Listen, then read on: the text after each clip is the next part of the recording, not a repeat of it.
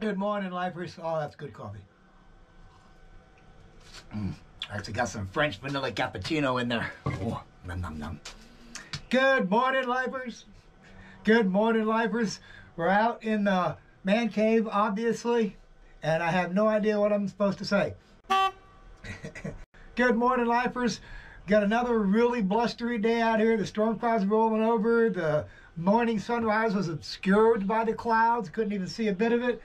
I'm trying to finish up these shutters today. I still got the last little bit of touch-up paint on them.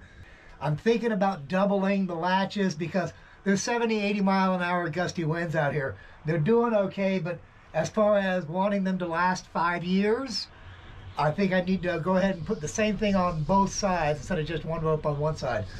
I need to address that issue because the gustiness of the wind is 80 mile an hour gusts. I mean, the average is 30 to 40 up here all the time. I got to make sure these windows can handle 80 mile an hour winds. So I'm going to probably add one more rope to the other side so both sides are peeled down. So I'm going to get on that, and get the cementing in the bedroom. Got to get the drywalling in the kitchen. The door for the bedroom, got to build the door for this one. Got to get drywalling in the kitchen so I can seal the counters and get the water reclamation system working. Got to get the robot, I got to work on the robot. Let's get to work.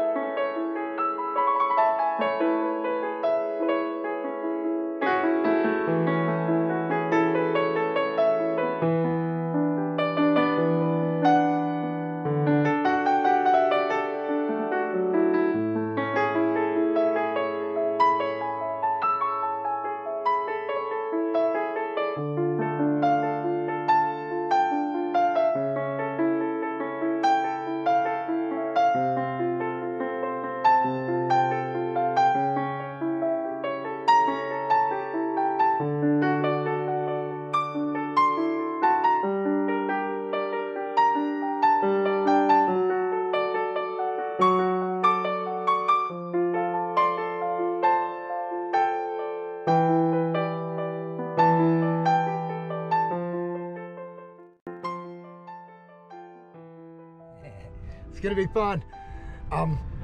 We're gonna walk outside. I've been wondering how to help you experience the wind, and I think the best way for me to help you experience what the wind is like out here is to just go out into the wind. I got to hold the door. So you can see behind the RV how things are moving. This is downwind. This is on the, I'm about to walk around the RV.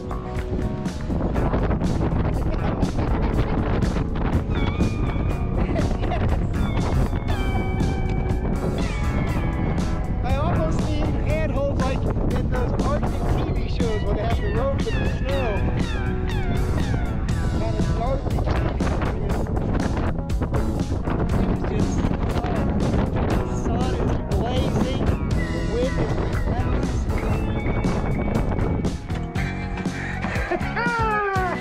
We made it! It's like living in the high desert. Whoa! Let me close this door.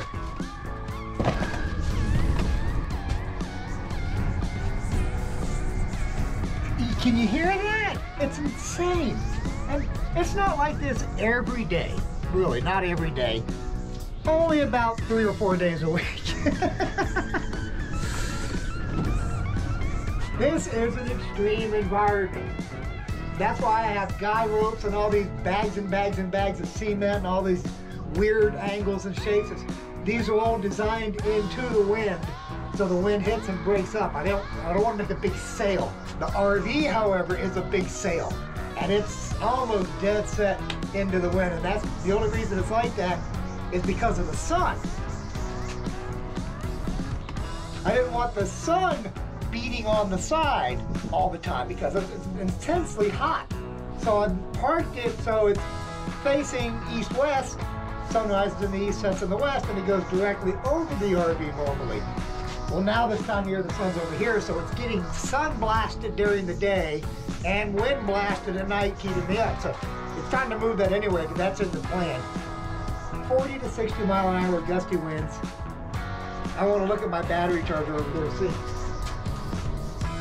It's already at 14.8, and that's all from that turbine running overnight. This one only has 2 little solar panels on it, and it's early. That Globe turbine, that lantern-style wind turbine is just going insane up there. It's beautiful. It's doing its job amazingly well. It's been up there for months. It's doing a great job.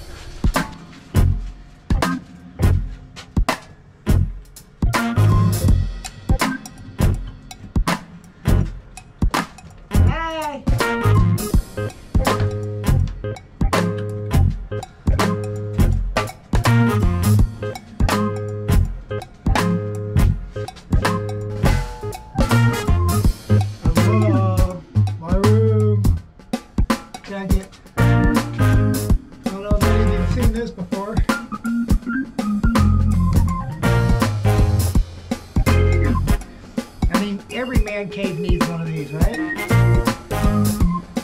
The lights are all up under here.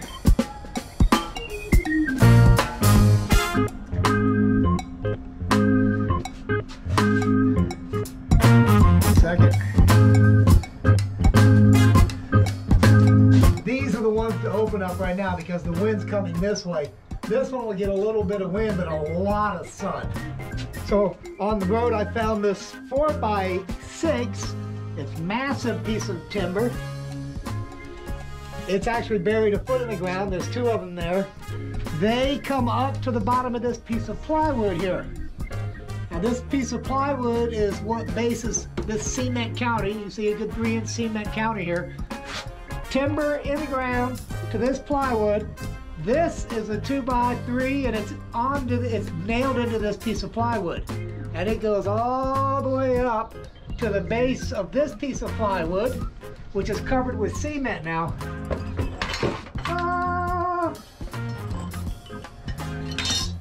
I'm great at spilling my stuff. I'm also great at catching it and keeping half a glass. That hat just knocked over the cup and I grabbed it. Not the hat, the cup.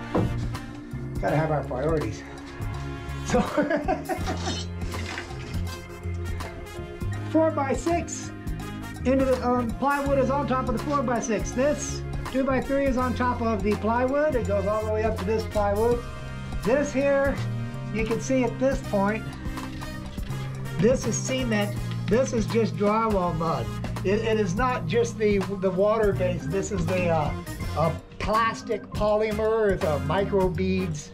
It's waterproof. It's a plastic. It's not just the flat mud. Because I knew this was going to get wet. But this is hydraulic cement. This is the Portland hydraulic. And as much as I reinforced all this, the weight has cracked. It's pulled that down just that little teeny bit. So I got to fix that. But anyway, we got our rocking little fog pool there. I was going to work on the desk down here, but the fog pool, when it's turned on, leaks water right here. And water leaking on your computer is not a good thing. So I can't run the fog pool while the computer's there. I had to move the computer. But it's cool to have a little fog pool. Let me close the window.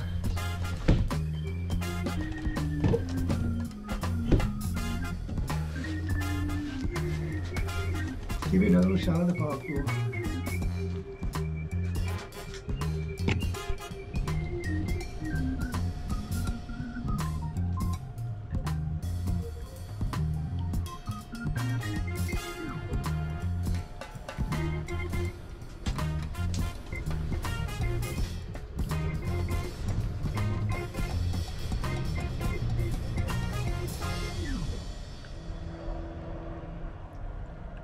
It's really dark. Really dark. These lights are nice, and they're nice atmospheric lights, mood lighting, but they're not enough to light the room. I'm going to have to put this other string that I bought originally for the bedroom in here. It's the nice long light like I put in the kitchen. Now, when I put this up in the kitchen, you saw a little bit of it, but you didn't get to see the whole process, which is kind of a shame. I don't know, I lost the clip. I use glue in a caulking gun. I use construction adhesive. To side the line, now these lights don't bend. You can't bend them at all. You have to work with that. So number one, you got to work around that idea. This glue I put in strips, about an inch or two of glue, and then I leave an inch or two, then an inch or two of glue, then I leave an inch or two. This way, when you take that double sticky adhesive tape layer off the back of the lights and use that to stick them in place, it's okay for that, but it doesn't hold. That double sticky tape never lasts for long. The construction adhesive, however, will bind and lock the lights down before that sticky tape goes bad. So the sticky tape is there just to hold it until the construction glue binds and hardens up. That's how I keep these lights up permanently. Now, when I'm done that, I also stucco over them and clean them, but we'll go through that a little bit later too. So today's basically going to be about the lights.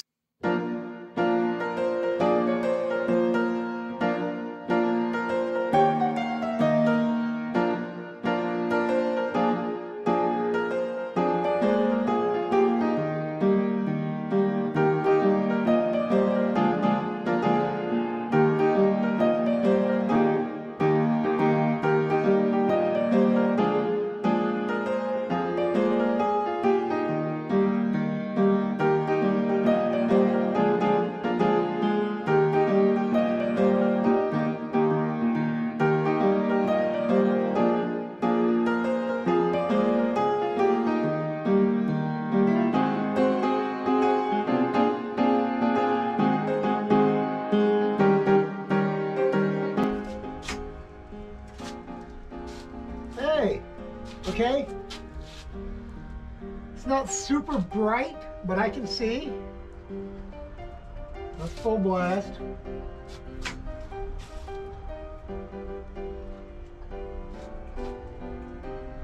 I always like reds, but I like having the shows. I enjoy those. But, you know, it's not bad. I'll have to put it all in and make it part of. What I'll do is I'll incorporate this into the ceiling and make it look like rock scenes. Like it? Nice amount of light. It's not overly bright, but it's enough to see by. I'll put a lamp at the end of the bed for reading still, but at least I can see what I'm doing now. We'll have to check it out at night, but it's pretty good. Smooth fade. Ooh. Feel like I'm back on the carnival circuit. That's the one I like. All right, next project.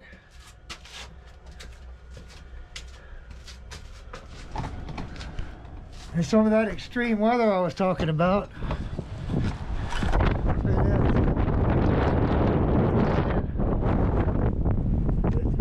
Oh, it's awful. Bad, bad, bad coming in. It's just barely skipping around. It's over there.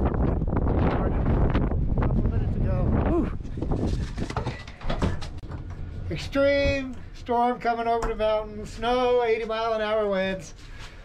What the heck? It's fun being a hermit. And this is very much like Florida weather here because, as you can hear, it's raining. And as you can see, the sun is shining bright. But there is a storm over there.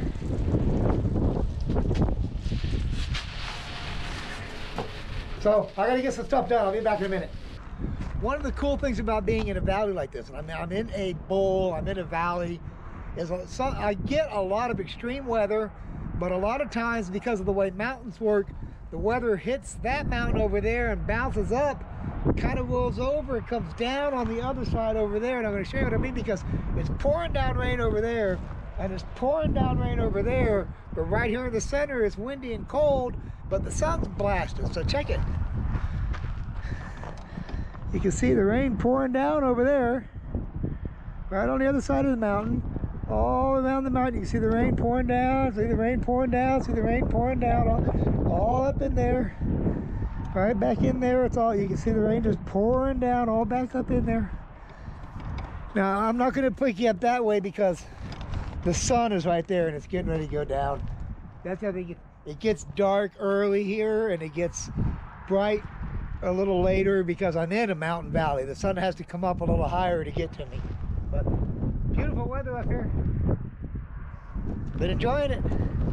I just thought that was cool because, you know, pouring down rain over there all the way around. I don't think it's raining that way. It looks like it might be that way, but this is coming from that way and it's blasting this mountain, picking right up, going over and landing out there and raining all, pouring all out there. I'm glad I'm not out there.